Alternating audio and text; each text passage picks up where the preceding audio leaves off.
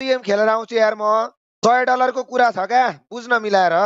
यो म्याच सिक्ने त कस्तो लाडो जस्तो कुरा गर्छ हौ म्याच सिक्ने मिसन छ भन्दैछु 2 गेम छ भन्दैछु रन्डीको बान लाडो जस्तो रन्डीको बान के लेखेको त्यो कहिले नयाँ नि भयो के लेखेको लाडो मिसन छ भन्दैछु लाडो जस्तो कुरा गर्छ त म्याच सिक्ने मुजी 5 घण्टा हुन आँटेको चिक्ने यहाँ 2 स्टारमा यहाँ झन् राम्रो भाइलाई बोलाएर खेल्दैछु मुजी लाडो लाडो जस्तो कुरा गर्छ रन्डीको बान आउँदिन म्याच सिक्ने फेरल दे म्याच सिक्ने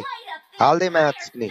यहाँ म्याच सिक्ने टाउको दुखिरहेको बेलामा रन्डीको बान यहाँ 2 स्टार पुग्न नसकेर यहाँ म्याच सिक्ने $100 को कुरा छ भन्दैछु रन्डी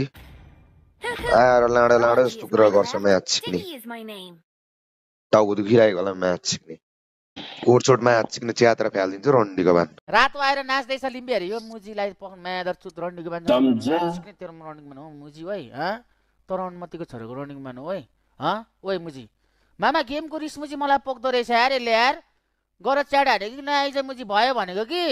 आमा कत्रो गाली हानेको यार यसले गेमको रिस म्यादर चुतले आमा गेम मेले मुजी गेममा हार्दो रहेछ कि मैले साथी तल नआइज भने हिजो पनि आएन गेम खेल्न होइन मलाई चाहिँ रिस उठेको छैन तेरो इमोटल सिमोटल मलाई के थाहा मुजी हिजो पनि आएन मैले यसलाई के भने साथी आइज न भनेको भन्दै जस्तो छ त यार यो त दिनै भगाए खानु गाली हानु अहिले त मलाई म त हेरेको हेरे भयो नि के भन्नु भन्नु भन्यो यसलाई